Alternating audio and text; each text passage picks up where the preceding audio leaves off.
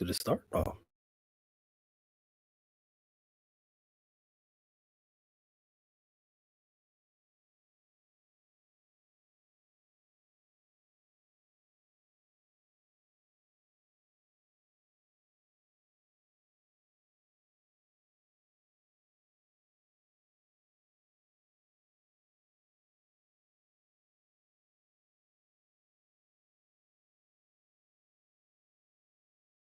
We'll do it live. Fuck it. Do it live. I'll write it and we'll do it live. And thing sucks. It's that time of the week again. Wednesday. And we're going to spell Wednesday with W-I-N. I don't care what anybody has saw on the last 3 weekends from the Bears. We are still claiming W's because we got the crappiest guy out the room. We're at least a better team 24 hours than we're at least a better team now than we were 24 hours prior.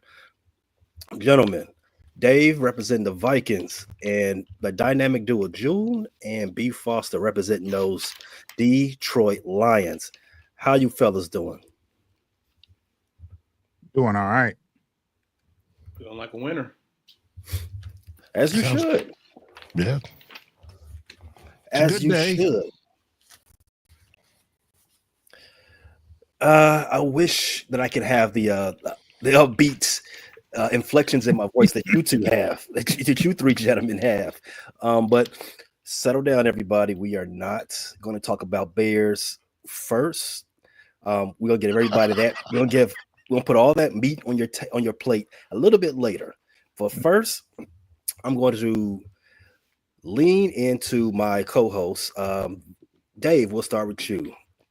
Let's talk about your Week 10 game, your 12-7 victory over the Jacksonville Jaguars. Tell us about it.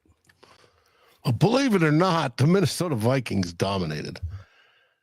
And I know that score doesn't look like it, but we had over 400 plus yards on offense. The defense only held them to a touchdown on a short field. Defense looks outstanding as usual. But we had one little hiccup. It looks like parts of the old Sam Darnold has resurfaced. He threw 3 interceptions, should have been 5. One got called back from penalty, and the other one should have been caught. But that's just a fluke. It won't return. Vikings win. They steal a road game. No biggie. Nobody got hurt. It was good.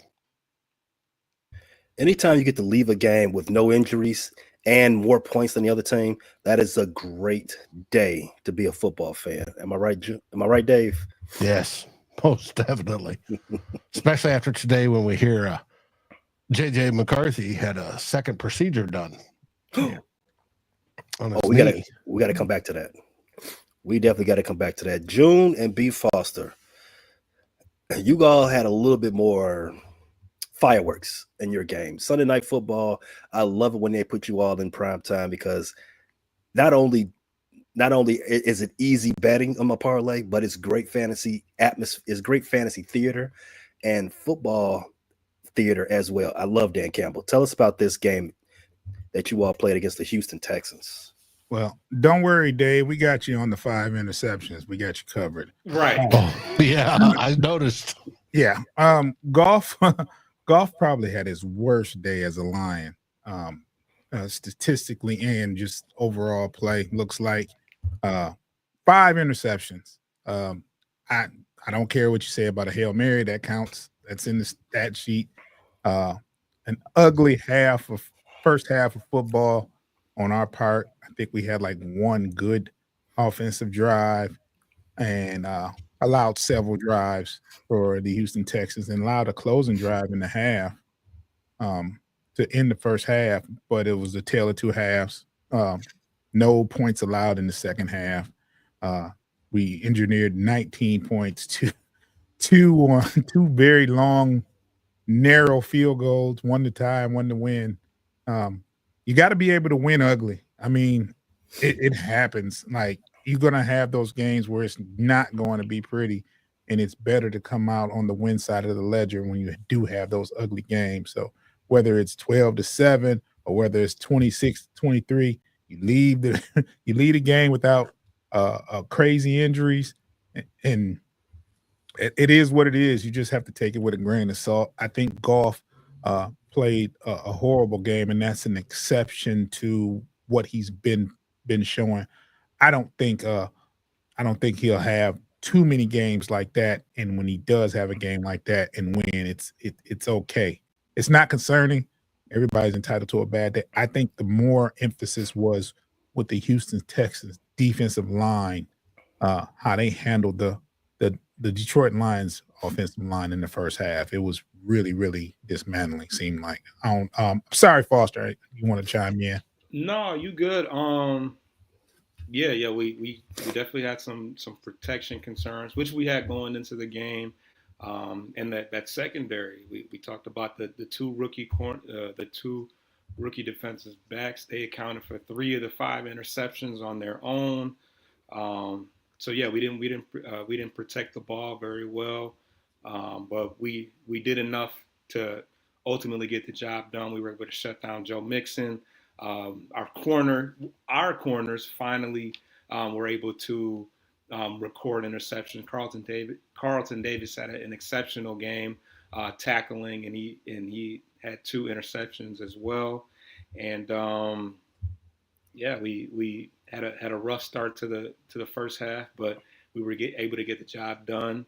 And the hero of the game ended up being Jake Bates, who had a couple very massive kicks, and that's a rookie right there. So very, very exciting ball game, and we were luckily able to steal another win on the road against another playoff team. Are you sure about that, Foster? It was very exciting. I mean, did you witness it? I mean, I'm sure June would like to let everybody know I was nursing a sickness, which y'all know that from Wednesday. But yeah, I stayed up for about a half of the game and passed out and woke up at 1:00 and had text messages and notifications and. Okay, he wasn't there when I needed him. It was a bad first half, 23-7. Foster was not answering the phone. I figured he said, "Forget it, I'm done with this game." That's what June might have did. But I almost did it last night with the Pistons. But yes, yeah, I thought Foster checked out, and this, that, and other, and I was texting him all night every time there was a play in the second half, and I didn't get any answers. So I just thought I'd throw that out there. I feel better now, though. I know you guys were worried. I know June was worried. You're all right. You're all right. Well, we're glad to hear that you've overcome this football ignoring sickness, B. Foster. Were you hospitalized? No, not at all. Not at all. Needed some rest, man. Ah, is that what they call it? Speaking of kickers, and young Master Bates did well, and that was exciting. Whoa. We had Parker Romo, who replaced Will Reichard because Will Reichard got put on IR. And he made all 4 of his kicks, which surprised the heck out of us because we don't expect him to. And he got a game ball for it, so it was cool. Did we have Parker Romo? Briefly, yes, you did. I was going to say, I swear we did. Yeah. Okay. Mm-hmm. But this was his first NFL regular season start. And he had a successful one. Congrats to the young man. Yep. All right. Those of you all who like soap operas and are messy, not necessarily traditional football fans, this is the game for you. The Bears dropped their third in a row. Avert your eyes. The Bears dropped their 3rd in a row. This time lose to the 2-win Patriots, 19-3. I think they're still trying to get their get back from 1985. That's how it felt watching that game. That's probably the worst football game I've ever seen, ever. Well, No, I've seen some Packer games, so it can't be the worst. It's the worst Bears games that I've ever seen. I remember as a shorty, I went with my late uncle, rest in peace, to a Sunday night football game at Soldier Field. They were playing the Packers. It was cold. I was freezing, and I don't know why the Bears must have been cold too because they didn't show up that game, and I just held that memory up until Sunday. Like that was the worst game I've ever seen the Bears perform because they didn't perform. I'm sitting out there in 21-degree weather for nothing. Mm. I was at home watching this game, and I could have done something better with my time. I could have did some yard work. I could have responded to some texts. I could have caught up on Netflix. Anything was better than watching that game. The Bears had an abysmal, anemic offensive performance again, and it led to some heads rolling. The Patriots played in man coverage 47% of the game, and they blitzed 47% of the second half. And for the life of me, no one, not Caleb, not the offensive coordinator, I'm sorry, former offensive coordinator Shane Waldron, could figure this out. No one could figure out that, hey, you know what? We should stop having this high school route tree against man coverage because I don't think that's going to beat professional DBs. Yeah, you can't just do a simple hitch route against man coverage because who is that beating? You're definitely not Christian Gonzalez. Stuff like that led to the biggest news in Chicago since Michael Jordan faxed "I'm back." Tuesday, the Bears fired Shane Waldron, and it is one. I couldn't wait for that news to drop. Two, it's a sad state of affairs at Hallis Hall that we have to fire an offensive coordinator 9 weeks into the season. This is the second season in a row we're letting go our top assistants mid-season. If you remember last year, we had to fire the defensive coordinator mid-season. We had to fire the running backs coach mid-season for reasons still unknown. Probably being inappropriate play calling. That's what I think. But this year, we had to fire the offensive coordinator 9 weeks into the job. Wasn't he the one that had his office searched by federal investigators? Well, that was last year, but I don't think anything's come from that. Okay. Still, yeah. So like I said, we still don't know what was going on. But it makes me, when they fired the coach, it reminded me of something that I saw in the offseason that I probably should have given more credence to. Take a look. Bears fans are super interested about the offensive coordinator coming in, Shane Waldron. What can you tell them about who they just hired to try to get this offense where it needs to go?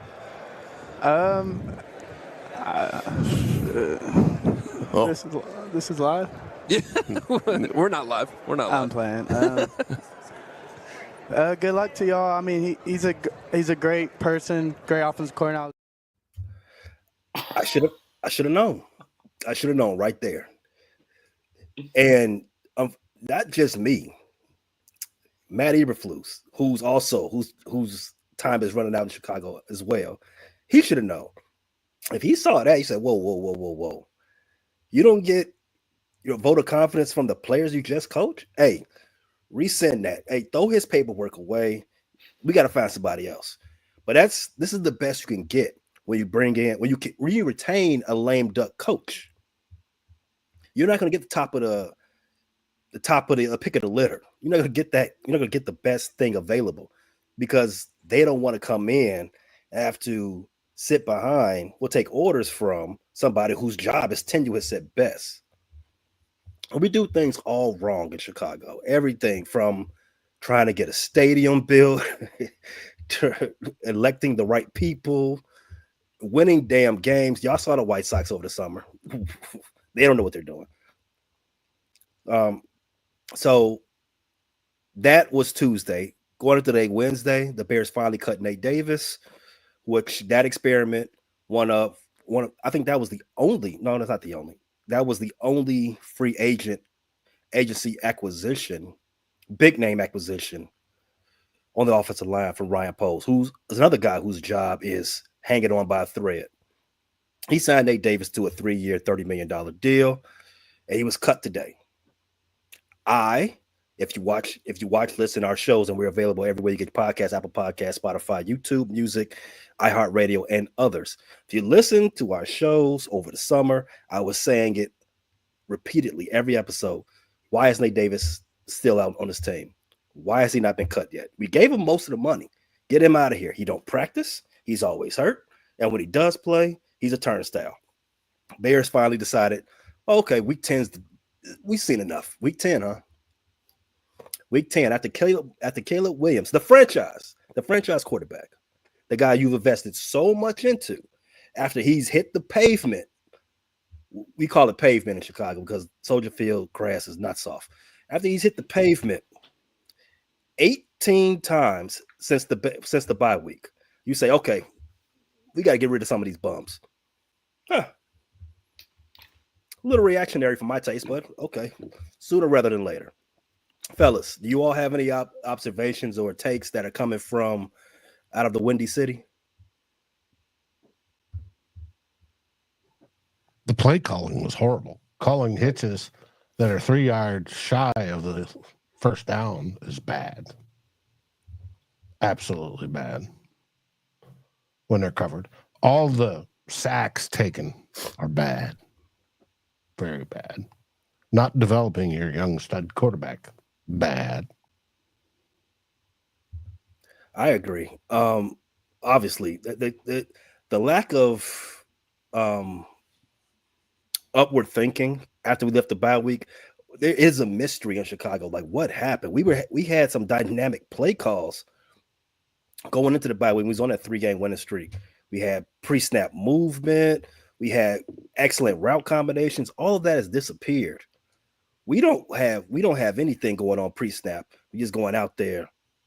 Hey, running out against 3 guys. I'll show you one of these. As I was watching all 22, I took a couple of screenshots of stuff I was seeing. And just look at some of this stuff. There's no one open. There's no one even designed to be open on these plays. Shane Waldron was, I have to say, he was in over his head. I don't know what happened between week 5 and week 7 that had the Bears disappear. To which Matt Eberflus had to say, yeah, we're evaluating everything. And there's also a report that there are some veterans in the room that want to Caleb bench. So everything in that locker room is going haywire right now.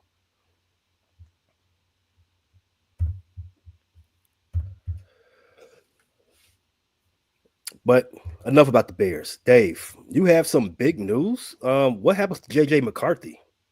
Well, Kevin Seifert originally reported today that he had a second surgery on his knee. Well, that was actually wrong. He did not have a second surgery. He had an injection of, quote, biologics. Most likely it's PRP, which is plasma something or other. I could look it up real quick. But it's, here we go, platelet-rich plasma, and it's designed to help healing.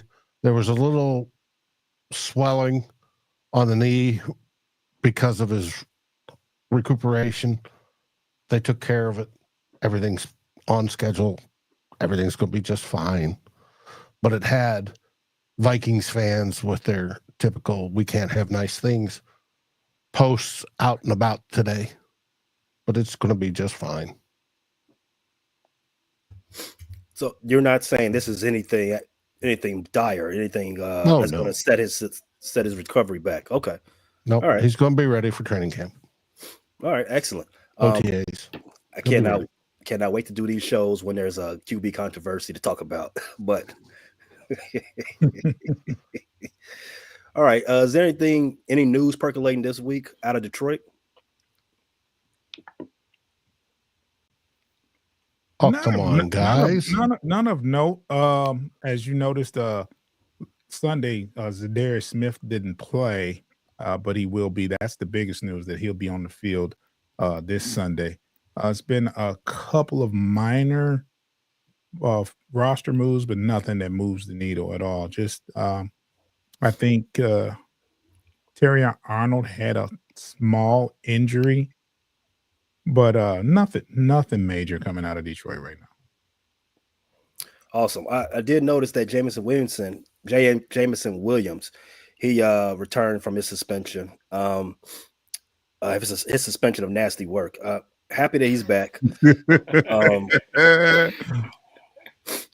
Happy What's he's the back. over under until he's suspended again? Oh, that's a good question, Dave, because he's got 2 in his jacket already. Hey, I don't blame you for the last one, though. Do what you got to do, partner. He's the boy 22, man. Hey, you got it. I don't know, man. I'm not gonna talk about it. But do what you gotta do, though. Well, all right, we're gonna segue to week 11. We'll take a quick break. If everybody's watching live, stay right where you're at. Stay tuned. On the audio side, check out our advertisers. They show us love, show them some love. We'll be right back.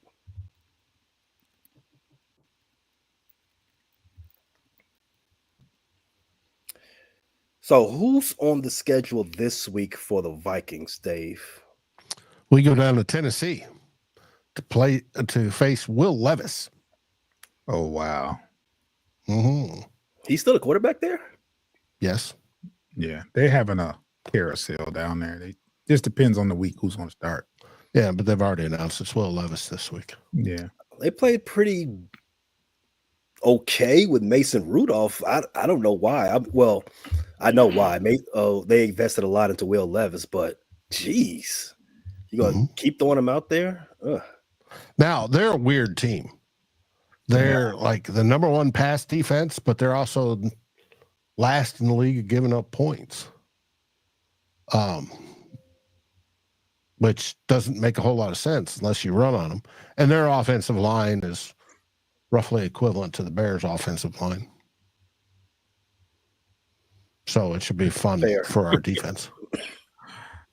Fair. All right. We're going to be talking about it tonight on the Real Forno show here at 6 Central. Do you project any type of resistance coming from Titans? You say they're a weird team. They can come at you at all different angles, no diddy. But what kind of game are you expecting to see? Comeback game for Sam Darnold. I expect the Vikings to get right after last week. After what the production was there, it's just turning into points. But it's going to be a challenge. Their defense is decent.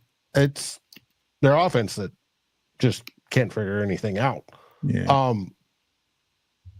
But it's going to be.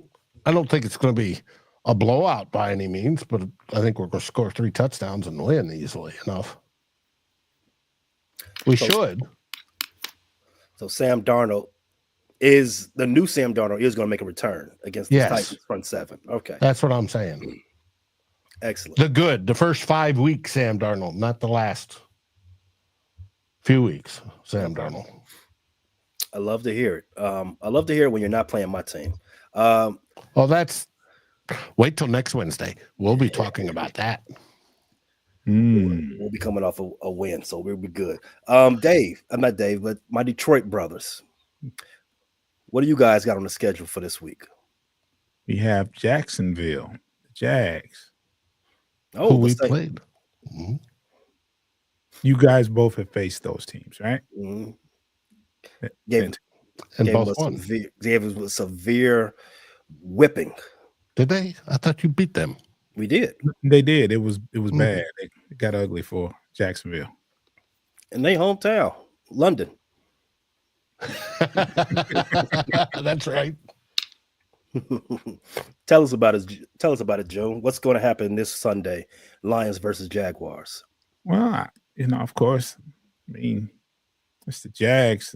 I expect to win. They do have some integral pieces on offense. Joey Lawrence. I mean, I don't think he's playing. I think he's done for the season, maybe. Yeah, Matt Jones. Yeah, that even makes it bad. I take that back. It's Matt Jones.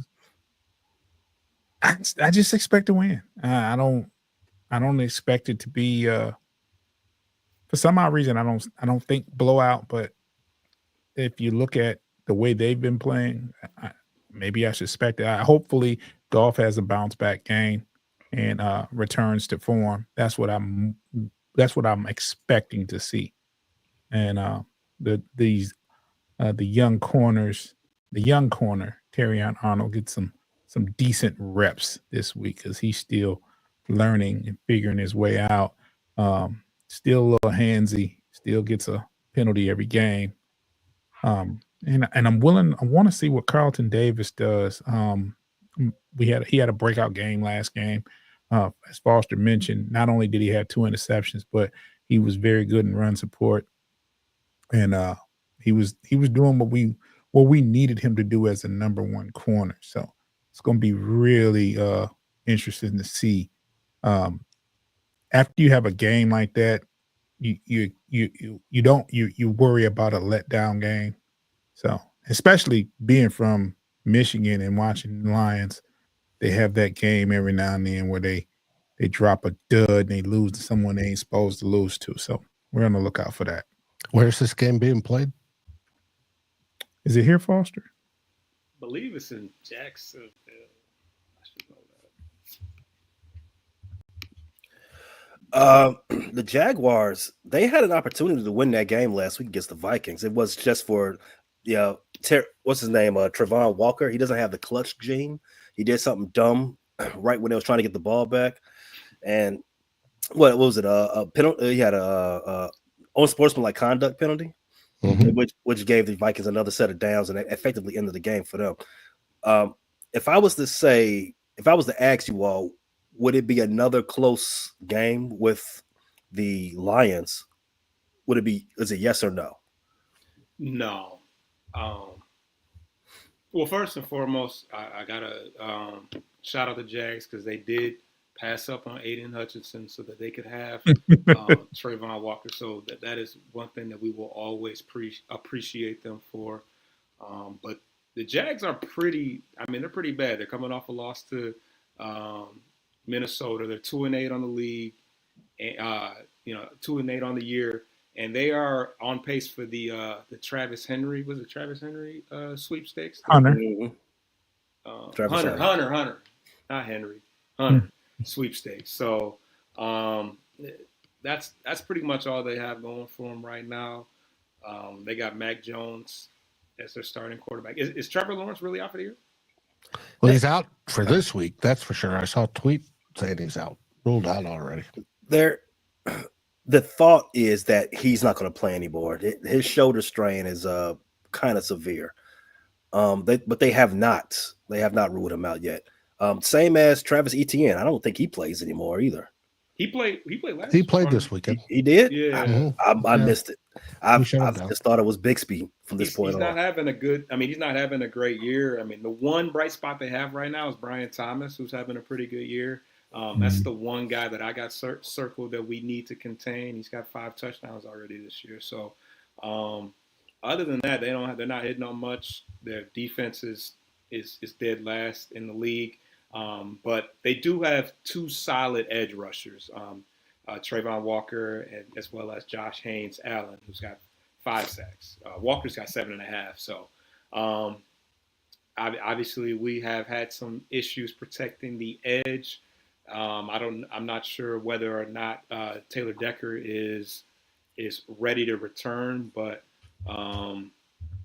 yeah, that's one thing that we do need to be cautious about. But outside of that, they don't have a whole lot going on. But they did get 3 interceptions against the Vikings. So we need to get back on the right track as far as not throwing interceptions. But there's not even anybody really that jumps out at me in their secondary. Andre Sisco, he went to Syracuse. So I've been following him for quite some time, but yeah, as long as we protect the edges and keep the ball out of their hands. This game, I would hope is going to be along the same lines as the Tennessee Titan game, where we maybe start a little slow, but we ultimately are in control for the majority of it. Hope so. So I'm assuming that's a win for you guys. Yes. Now, if you follow, well, I should say that the Jags used a different script against us last week. They would play man on JJ, double JJ the whole game because Sam Darnold's favorite receiver is Justin Jefferson.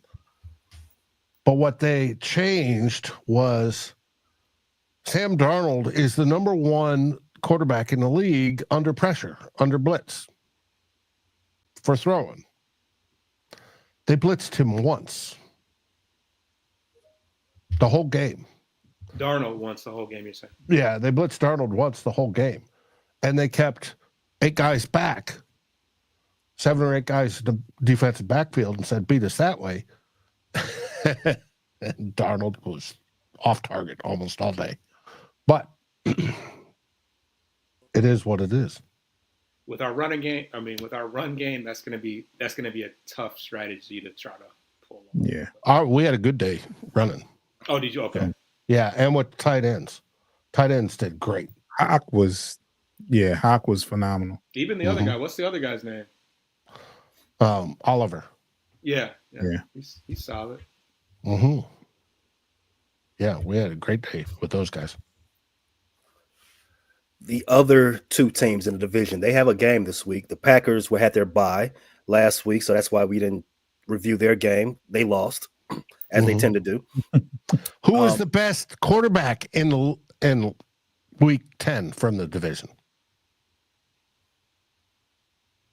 Incomplete. Sam Darnold. Yeah. I mean, Sam Darnold threw 2 interceptions in the end zone, man. He threw 3 total, but by stats, QB rating, it was Sam Darnold. That's not saying much. I know. It was a bad week for everybody. Stinkers all the way around the board. Green Bay had a bye, I guess. Yes, they were on bye. Yeah. So it was almost love by default. Yeah. Gotta play. Sports life and hip hop. Tyler Badgett. We're He didn't hearing words that there are players begging to play Tyler Badgett. Is that true? No one's begging for Tyler Badgett. Wow. So they asked nicely. Probably. There was a report. It hasn't been expounded on yet that there were some players in the locker room asking for Caleb to get benched, which would put Tyler Badgett into the game. There's a lot of fans that want Tyler Badgett as well. I don't give those fans a lot of airspace because I don't think they're too bright. But in any case, I saw a tweet today. They said the savior is starting against the Packers this week, and it's not the bagman. Of course. So the Bears, they chose the worst time to have this influx week leading up to the Packers game. And I'm going to say it. Uh-oh. You sometimes see the players respond when there's a new voice in the room. You see it a lot in the NFL. I do think, even though the Carolina Panthers, their former offensive coordinator, he's now the interim offensive coordinator for the Chicago Bears. He does come from the McVay tree. He's got a decent resume. What he had in Carolina last year was not a professional offense. This year, you could probably say the same thing about Chicago Bears at some points, that they don't have a professional offense. They certainly don't play like it. But I have to believe that the Bears are going to come out and show their grit and show their might, and you're going to have a surprise. Wait, hold on. Whoa. I know he wasn't going to let him get that past customs. Wait. I'm saying it, Joe. Pick another word. Don't use the grit word. Okay, all right, my bad. I won't use Some grit. type of That's- bear. Use some that's- type of bear verbiage. Bear down or something, man. Okay, Get off the grits. all right. They're gonna Get off the grits. Oatmeal or something. No grit. the Bears are going to put on their tie Your and then porridge. go over there and snatch the picnic basket from the Packers. They're going to surprise everybody. They're gonna pull out a close win, and I'm standing on that. I was waiting on you all to disagree, but The Bears. Wow. Hey, I'm standing on it.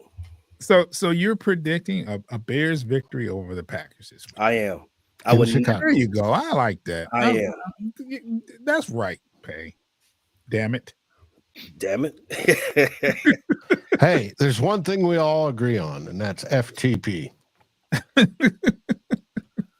Listen, this week has me thinking about a certain quote from Mark Twain. It's better to be an optimist that's occasionally wrong than a pessimist who is always right. I can sit here and tell you, that the Bears have no shot in this game. Mm-hmm. But why would I ever think? Why would I let my mind take me to that dark space? The crazy things happen on Sunday. The Packers have not shown you that they're unbeatable. Jordan Love hasn't shown you that he's name what Brett Favre or anybody like that or Aaron Rodgers. He's okay. He's a professional quarterback there, Pay. That's the best thing you could say. I forgot about that almost. Oh, I will never let you guys forget that. I would rather go down fighting and standing with my boys 10 toes down than allow myself to even utter the words Packers. I'm not even gonna say it. I got my Bears taking care of business. Their offense has a spark for at least 1 week. They win 24-23. Ooh. Spicy. Yeah. There was a somebody said on here, one of the comments said he had 150 on his Packers. Was it Steven Super Esteban? I can't say it again, whoever it is. And there it is. Gucci Finesse. Gucci. I like the name though. I like the name. Got paper. We have two confident people in the room here. Shout out to my boys, Super Esteban Thick Pen, Packer fan, big Packer fan. You all remember his homie that coined the phrase professional quarterback. Professional quarterback. Oh, that's his boy there. That's his boy. Okay. That's his boy. Salute. Big time Packer fan. They not like their prediction. He loves to remind me that the Packers own the Bears. It ends Sunday. We taking it back. we taking it back. Don't even talk, Pay. Don't even watch the game, bro. I'm letting you know what's gonna happen first. Find something better to do with your time, because the Packers need to find somebody else better to play with. It ain't the Bears. Whoa, spicy. It was something safe. Was there some kind of acquisition that we don't know about or something? You talking really spicy there, Pay. Getting rid of Shane Waldron is an acquisition. Addition by subtraction. There you go. Okay. A little bit of that hood. Please excuse my dear Aunt Sally for that ass. That's what I'm talking about. Now, unfortunately, we can't watch because we would be watching our own games. All three games are on at the noon Central hour. Okay. I got a couple of comments that I would like to highlight. Gucci Finesse, he says the only way the Bears win is like week 1. The defense have to score TD. Yes, the defense does need to help the offense out a little bit. I agree. Let's get a turnover for a score. Jordan Love did it the last time you saw him. Why not do it again? Yeah, he's been known to make that happen. So, oh wow. Yeah, he's been known to have good games and bad games. There's one comment. I'd like you to pin that and speak on that. The Caleb comment. Oh, from Smog F87. Oh yeah. Oh, all right. What coach talking about? Smog F87. Caleb is a bust. Should have stuck with Fields. Only thing Caleb is winning is a crown for drama queen. One, coach. You can't. Caleb identifies as a man, so you don't call him a queen. That's the first thing. That's the first thing. Unless you want to break some news, Foster. Unless you want to. Foster won't be breaking the news. All right, then. So we're going to go with what we know. Second thing, Justin Fields was 10-28 with Eberflus. On what earth do you have to be on to say, let's run that back again? That makes total sense. Let's do that again because this don't need to be broken up.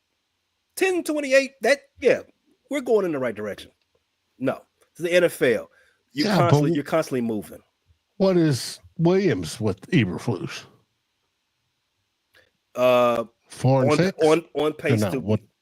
four wins is on pace to be the best quarterback.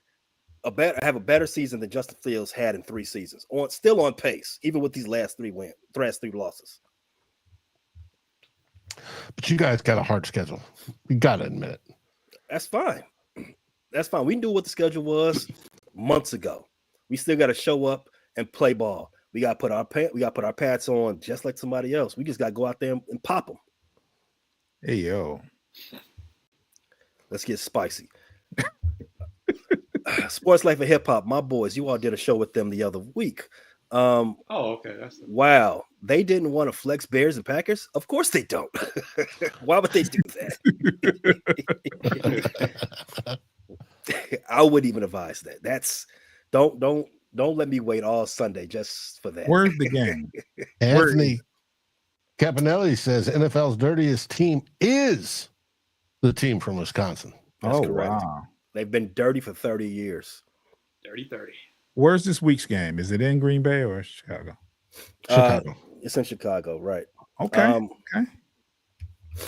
30 years. And they've been dirty ever since they traded for that quarterback from Atlanta. And, if you all been keeping up with the news, it's a felon. Wow. Dirty. We are digging up the dirt today. Wranglers. Men don't paint their nails. Want to rethink that comment, Pay? Now, this I agree with. Tim, I actually agree with this, but I'm sorry, Pay. No, I don't want to rethink that because men didn't paint their nails until recently. So now men do it. A whole bunch. You walk into any Starbucks. We are not about to sit here and normalize. I think half the NBA does. I ain't gonna lie. Yeah. We're not going to do that. You don't have to normalize it. You don't do it. I just say, hey, I see a bunch of people doing it. Not me, but hey, do your thing, Playboy. I'm not mad at you. I got enough bills. I don't need to add another one. Going to support. What color is lighting me up today? That ain't for me. Wow, this has gone off the rails. To each his own. Right. That's exactly how I look at it, Joan. To each his own. Let's get a couple more. Sports Life Hipster says sarcasm on the flex. I know how you think. Anthony says guitar players paint their nails to harden them. Yes, I've heard of that. Clear code. Guitar players football. It's kind of different.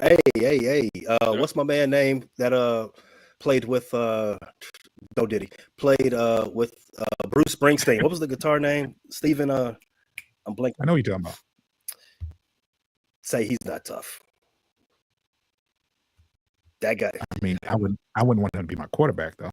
He might be an upgrade in some cases for some teams. All right. I want the face of the team, not the manicure of the team. Van Zandt. There you go. Thank you, Anthony. Van Zandt. Campo's always been a guiding light for me. Shout out to Campo. All right. And last comment, Tim Lyons. co-host of the Running Through the Jungle podcast. Pay is getting his done this week. I'm just Mike in solidarity. I want to see it. Let me know when you broadcast This is it. where it starts. It's where it starts. Well, the offensive line should do something in solidarity. That's Block. what they should. There's an idea. I'm not blaming it all on Caleb. That line has been bad to him. We didn't come into the season with a good offensive line. We played above our head last year, and a lot of that got masked because Justin Fields is taking off in the pocket a lot. You can't get sacked if you're a running back, right? So, but if you recall, one of the issues with Justin Fields is that he took sacks at inopportune times. Same. Yes, ask for permission first. Same thing with Caleb. Caleb, he does hold on to the ball too much because he doesn't want to throw the ball to his preferred receiver. I saw that some in the last 3 weeks. But majority of the issue, at least 60-70% of the issue, is the offensive line. The starters aren't good, and the backups who we've been playing are even worse. We have 4 offensive linemen inactive last week. Tevin Jenkins can't stay healthy. He's our best, and he's hurt every other game. Darnell Wright, who we traded back twice to get him in the draft last season, I'm ready to call. I think he's mid. We started Larry Borum at left tackle. Our starting left tackle, Braxton Jones, he's been out. Nate Davis, who we cut today, he's been rotating with Matt Pryor, who plays inside and outside. Matt Pryor is terrible. We traded for him. I don't know why. Ryan Post thinks he's playing 4D chess. You ain't, bro. Just get good players. He traded a 5th round draft pick for Buffalo's backup center, Ryan Bates. What was his name, Dave? Who? Master Bates. Yes. Hey, whoa. And that's exactly what he does when he's playing on the field. He ain't playing football. He's a kicker. Again, this goes back. You expect weird stuff from kickers. Well, I was talking about Ryan Bates. That's. But see, that's the crux of the issue. Ryan Poles thinks he's outthinking people when he's trading valuable draft picks for backups. How about you just get good top of the line players? You got all the capital in the world. Chicago Bears are ringing the phone. Make that noise. Make that mean something. Not that you're calling it to be a huckleberry. Stop being a huckleberry. Well, at least you know what you're looking for in the off season. Oh, I'm looking for a new general manager, a new coach, better players, better fat boys, and possibly some news about a new stadium. But, gentlemen, this has been a great show. Everybody, if you haven't done so, check the details of the show, whether you're watching on YouTube, Facebook, wherever the case may be. The details of all these great guys, their shows are in the comments, but I'll let you shout yourselves out still. Dave, where can everybody find you in particular and see that Real Forno show later where you're going to preview the Week 11 game? Yes. Vikings First and Skull is our channel. It's both on YouTube, podcast. It's written form over at you can type in VikingsFirstandSkull.com and it'll drive you to FFSN, our Fans First Sports Network partners, the ones that where we host our podcasts on, and you can find us on Facebook as well, and across Twitter and everywhere else. And yes, tonight is Tyler Fornes, the Real Forno Show, and we will be previewing the trip down to Nashville, Tennessee to play the Titans. Can't wait. Tyler Fornes show is a very good show. My second favorite show on the Vikings versus Skull. Guess the first. Detroit bloggers. No. It's a good guess. Detroit, June, B. Foster. Where can everybody? Spice, maybe. There you go. That is my favorite show, my favorite new show on your channel. Where can everybody see your Detroit Lions content and your Detroit Pistons content, fellas. You can catch our content on Bleachers and Speakers on YouTube. Not only can you catch Detroit Lions and Detroit Pistons, you can also catch the Detroit Tigers coverage on there as well. And for all the podcast aggregators, you can follow us at Bleachers and Speakers FFSN. Make sure you turn that notification bell on and download those episodes for us. I made it easy for everybody. Just go ahead and look in the comments. If you're watching on YouTube, you can just hit the hyperlink and take you right to their show. Fellas, I was remiss when we did our show, the NBA Central Division wraparound 2 weeks ago. I was remiss for bringing this up. You guys are both musicians, Foster, June. You guys are from Detroit. So I just, as we're ending this show, I just wanted to get your thoughts on the late, great, the legend himself, Quincy Jones passing. Oh man, he's an icon. He's an icon. It was funny because there's news that came out today that he had 7 children and left $80 million apiece for his children. So I thought he was splitting that $80 million. No. 80 million a child. So Yeah. that tells you his legacy, and he was from back in the day where record deals weren't that plentiful. They just weren't. You would get pennies. You would get half a penny for each record. So So he's a great legend, great producer, great composer. And rest in peace, Quincy Jones. Yeah, June said it best. It's not much more to say besides that. A legend, for sure. Definitely a legend. And you guys are legend too, same as you, Dave. Thanks a lot, everybody. Next week, if you like this show, it would be on the Bleachers and Speakers channel on YouTube, live at the same time. Go ahead and do like Tim Lyons did, subscribe, and make sure you do not miss out. Fellas, Thanks, Tim. what do we say as we go out the door? Skull Vikings.